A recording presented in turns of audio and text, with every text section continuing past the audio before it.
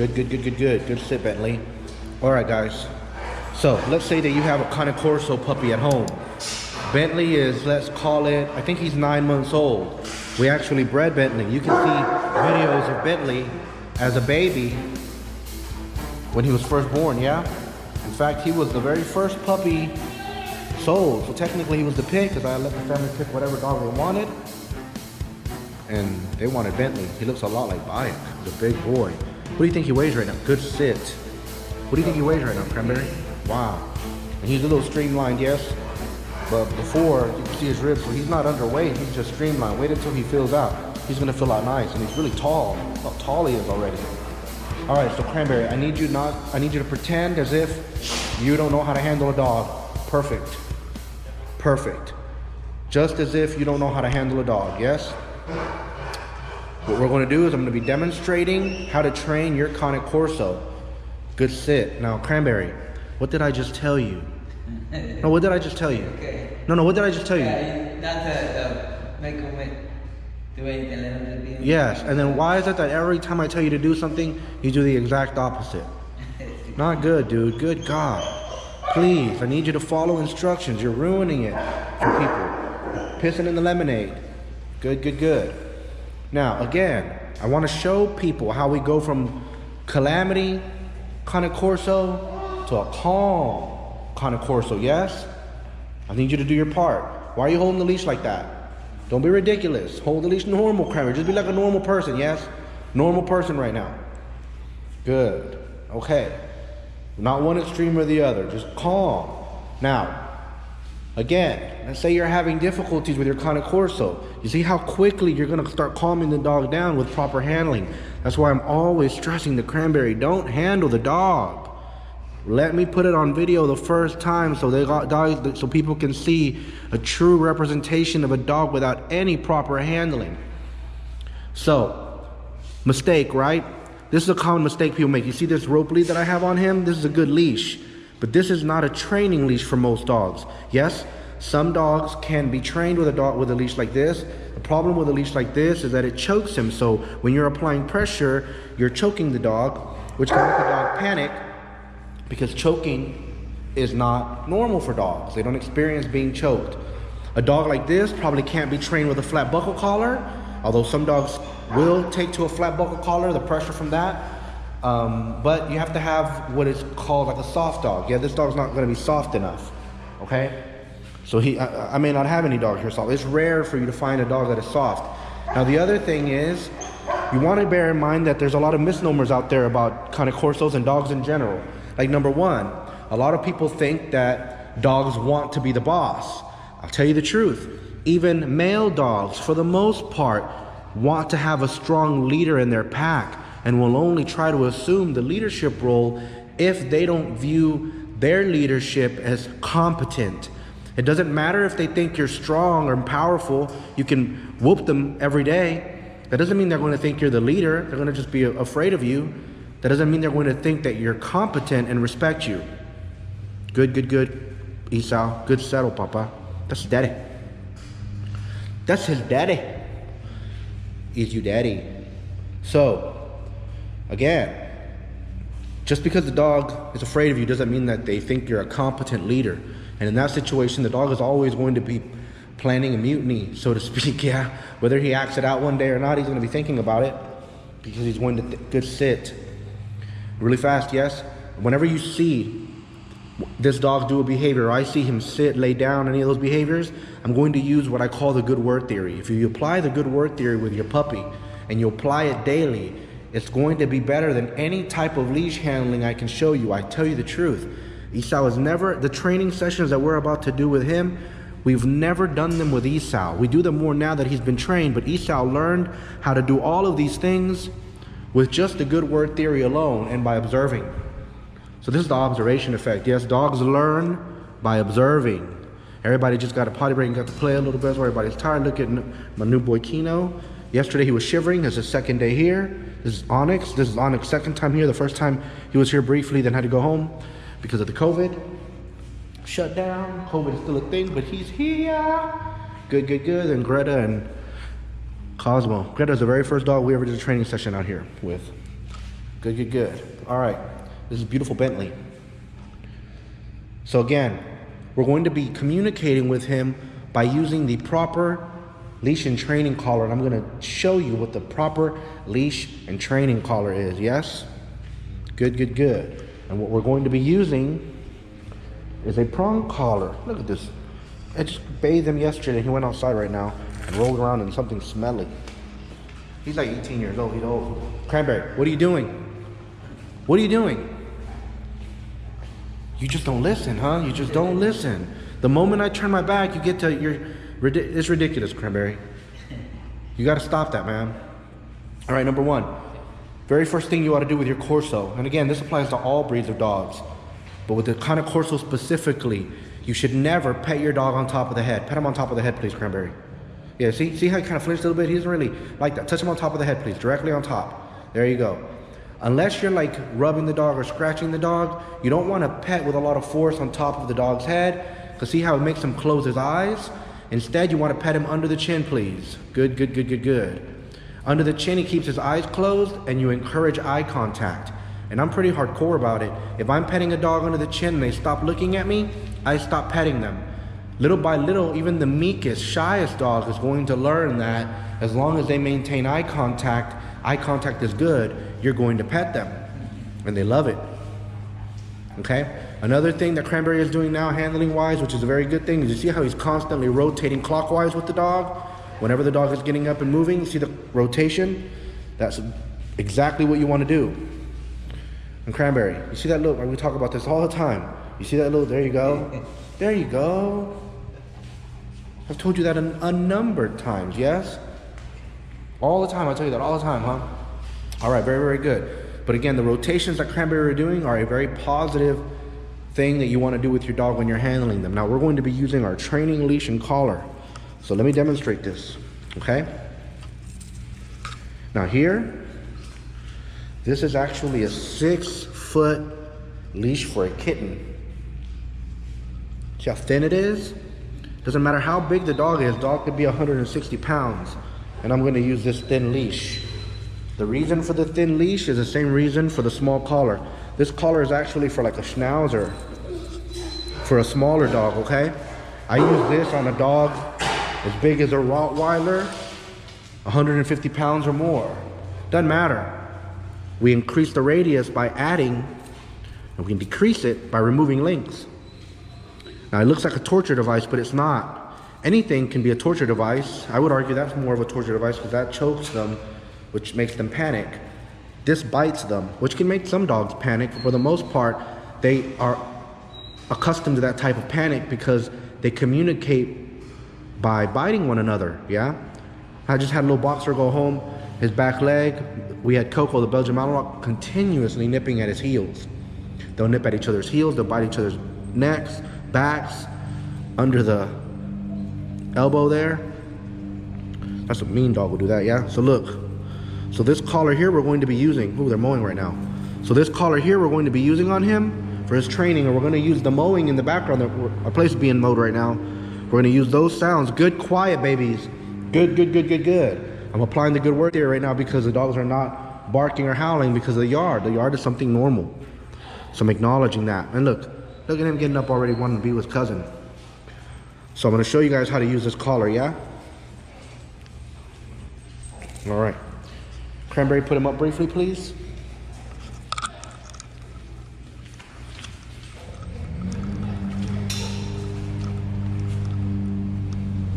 Good. Cranberry said you've already fitted it for a collar and he takes 14 links, yes? Okay, hold this, please. Okay. All right. Now you see this collar here? Watch how I'm going to put it on and off. I'm actually not going to use that much strength. I'm going to push down on one link as I push up on the one in front of it with my finger. So I'm letting just physics, I guess, do all the work. Look, and then I'm going to apply a little bit of pressure up here, squeeze, to take off. To put on, I'm going to squeeze the top of this. Bravo, yeah? See? He's the main one that hasn't really had any training. Them two just got here yesterday, so that's why they're quiet. You see how he's not acting quiet at all? He's ignorant. I'm gonna teach him. These dogs used to be like that, but this is their 5th or 6th time with us, huh? Look at him. Good sit. Again, using the good word theory because he sat down. And the bark, I don't want to acknowledge. Even he's annoyed by the barking. Too much barking. All right, very good. I'm gonna fit this on and put it on him, Cranberry, please. Okay. Here, look, before you put the collar on, it's smart to attach the leash to it.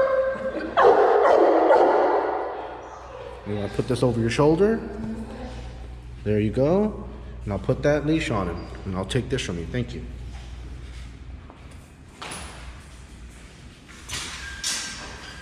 Now watch how Cranberry's going to do this. We're not going to ask him to SIT or any of that. We're just going to put it on him. Good.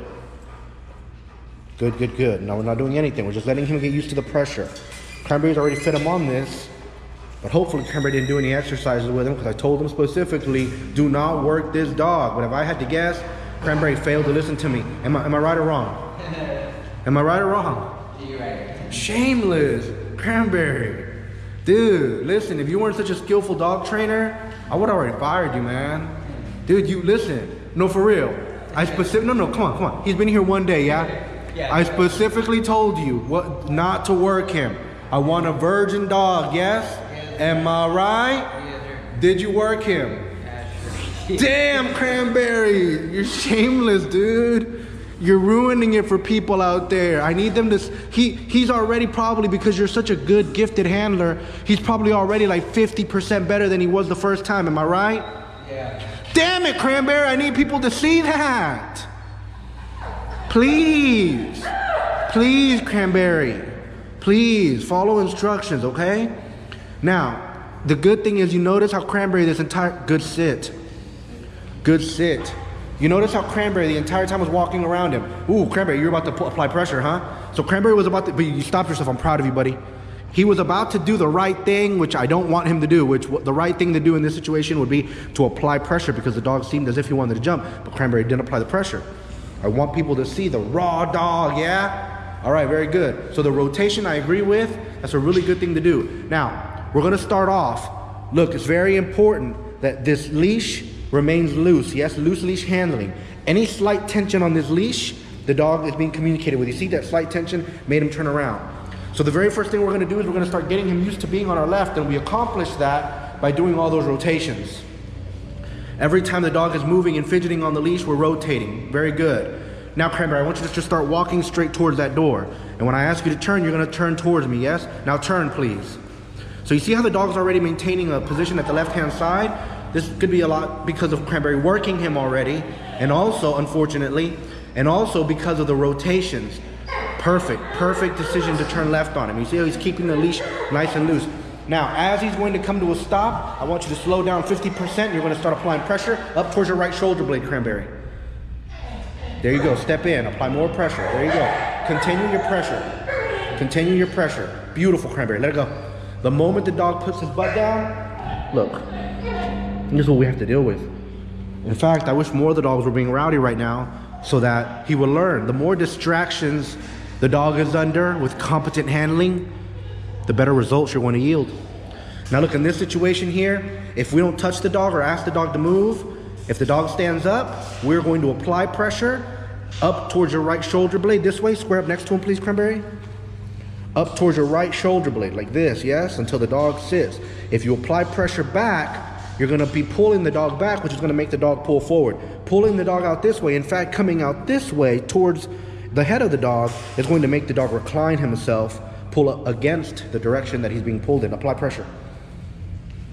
Good. Perfect. You can use your other hand. No. You use your other hand. No. Use your other hand. Come on. Look. Pressure. You see that? Now, what he was doing there by using his hand to push down, that's good. But he went there too early. The reason the dog wasn't sitting was because you were not handling him. Your technique was, it was crap. Ineffective. No, it was crap. It was ineffective because it was crap. It was crap. All right. All right. Anytime the dog gets up, Now, Cranberry, if the dog lays down, what are we gonna do? We're gonna let him We're gonna reward him for laying down. We're gonna tell him good sit down. down. There you go, good down. Yeah? If you're using German, you would say, I guess, good plots. You could say good down, yes? Good, good, good. Good down. Look at that. Good down. Very good. Now that he's in a down, we're going to be nitpicky, yes? If he goes and lays on his side, we're going to say good settle. Hey, you gotta chill out, Bubba. They're cousins. He wants to play with them really bad. Good sit. Oh, so look, apply pressure. Apply pressure. Apply pressure. Perfect. Perfect, Cranberry. Good sit. Every time he stands up, calm. We're not yelling. We're not saying the word no. We're teaching right now. We're being very patient with him. Square up next to him, please, Cranberry. You're going to pause for 3 seconds. If you don't pause for 3 seconds, the dog is going to get antsy and anticipate and always preemptively jump or get up from this position. Pause for 3 seconds, yes? You're going to touch him, Cranberry, then you're going to walk in that direction. That's the direction he's focused in. Touch and start to walk. Touch. Heel. Good. I didn't want him to say the word heel. Okay, so don't do that. Turn this way, please. To the right. Turn to the right. To the right. Good. You want to make sharp turns. Turn to the right again. And now this time when you turn, if you feel any tension on the leash, you're going to nick. You're going to pop that leash. And what I mean by a nick is a quick pop on that leash so it gives him a quick little bite. A quick little nip. Come towards me, please. Nip. Perfect nip. Perfect nip. You see that nip? So we're waiting for the tension to happen, another perfect nip. Now slow down, and now you're gonna bite him. A bite is a full-blown grip with pressure until the dog perfect. Perfect, Cranberry. So a nip is a real quick pop on that leash so that it just gives him a quick little bite. It's imperative when you're nipping him during a walk that you don't stop walking. If you're nipping when you're walking during a heel and the dog gets too far ahead, lags behind, or goes too far to the left, and you nip him and you stop walking, you're miscommunicating. You're telling the dog that he's supposed to sit and he's not paying enough attention to you and not doing it fast enough. Now, I would argue that is a good exercise to practice when you're more advanced, when you're proofing a little bit. But to start with, it's unfair. Gotta work up to that, okay? And he needs, just days and training sessions with us. Good sit, good stay. So now I'm gonna demonstrate that, yes? Watch, whenever he nips, he is not going to stop the walk. So we have a nip, which is a quick one, and then the bite. The bite is a constant bite, meaning you're applying pressure, ideally up towards your right shoulder blade, and you don't let the pressure go until the dog puts his butt on the ground. All right? Good down. Touch him in between the eye and the ear and start to walk, please. Come towards me. Good, good, good. Remember, I don't want you to say heel. Turn towards him. Turn away from me. Good. Perfect.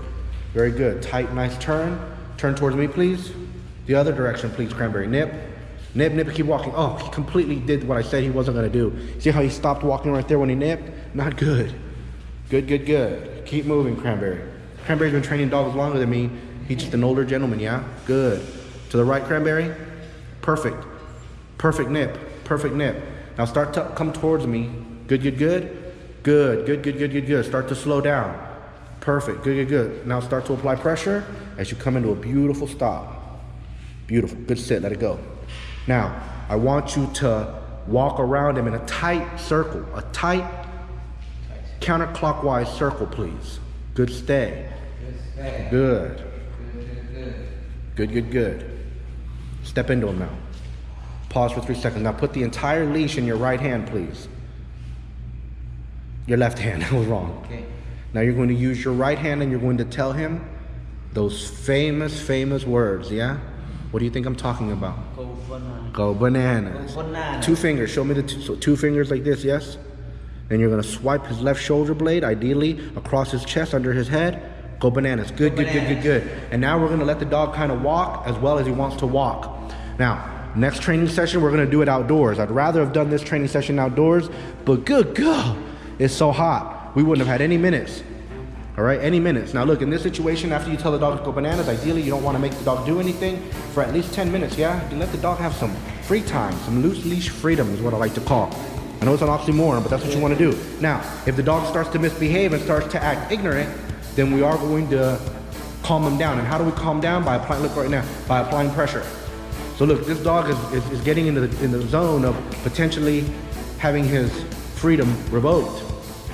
Too much of that, and Cranberry would have applied pressure, and then you apply pressure, and now, hey, no sir, Sabo, that was not good. Were you resource guarding this? I'm gonna have to do a whole video series on you resource guarding and not doing that. Because we don't like that here, dude. Good. What are you doing? No need to do anything. He wants that tug toy, yeah? Good, right? So now, matter of fact, we're gonna reward him with a little game of tug. Thank you so much for watching. Please do subscribe. Good. You see how I'm rewarding him for being calm? Good. See how I'm rewarding him for being nice and calm? Good. So again, please do subscribe if you haven't already. Call that bell so you'll be notified when we upload another video. We got a lot of content to come. Stay tuned. This is part 1 of the Corso Cranberry Chronicles. We're gonna teach you how to train your Corso, yeah? We bred Bentley. We have a very limited amount of litters every year, and they go fast, yes? Good. Now let us go into the silence.